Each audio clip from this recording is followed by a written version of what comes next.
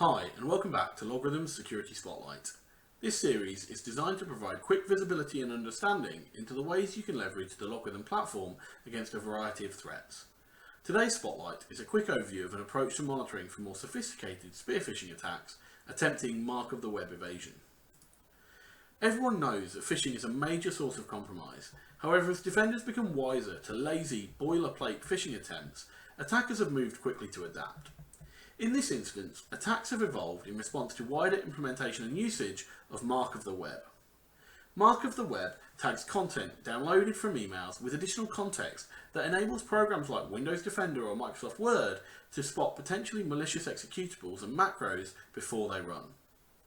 One method to circumvent this defensive approach is to leverage unsupported file formats, specifically ISO, IMG or VHD files, which can then be mounted and will contain various creative execution methods upon doing so. This works due to Mark-of-the-Web being a component of the NTFS format, and therefore any format not leveraging NTFS is a potential blind spot.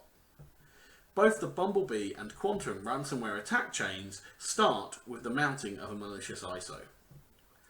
Whilst these more complicated phishing attacks require a bit more effort on the part of the attacker to create the initial compromise component, they are easily repeated and therefore highly efficient as a method of gaining initial access. Evading the computer's main defense against potentially malicious files puts the onus back onto the user, and as we've said before in this series, companies cannot rely solely on education to protect their network. The first phishing attack can be referenced all the way back to the mid-90s, where people pretended to be AOL employees to gain free dial-up access. The minimal resources required to execute such an attack have made spear phishing the choice for criminals seeking access to the sensitive data stored on the networks of large organisations and corporations around the world, and it will continue to be a popular technique for the foreseeable future. The Copilot team looked to develop a rule for organisations where the mounting of virtual images is not a common practice. This means that creating a basic rule that will flag when these kinds of techniques are detected is relatively trivial.